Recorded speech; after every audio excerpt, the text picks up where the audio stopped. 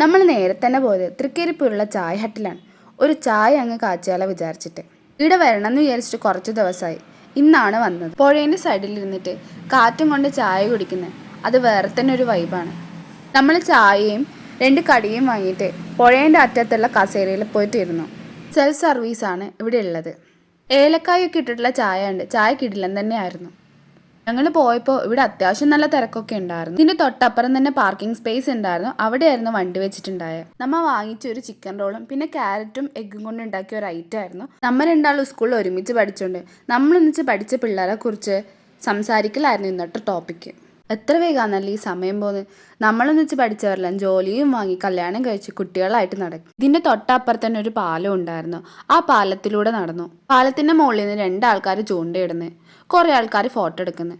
നമുക്ക് വേറെ പണിയില്ലാത്തതുകൊണ്ട് നമ്മൾ പാലത്തിനെ കുറിച്ച് തന്നെ സംസാരിക്കാൻ തുടങ്ങി. ഇവിടെ പണ്ട് ഡാം ഉണ്ടായിരുന്ന ഓള് പറയുന്നത്. ഇത് ഡാമിൻ്റെ പൊളിഞ്ഞ ഷട്ടറും. എന്നാൽ പുഴേൻ്റെ നടുക്ക് മാത്രം എങ്ങനെയാണ് ഷട്ടർ വന്നതെന്നാണ് മനസ്സിലാവാത്തത്.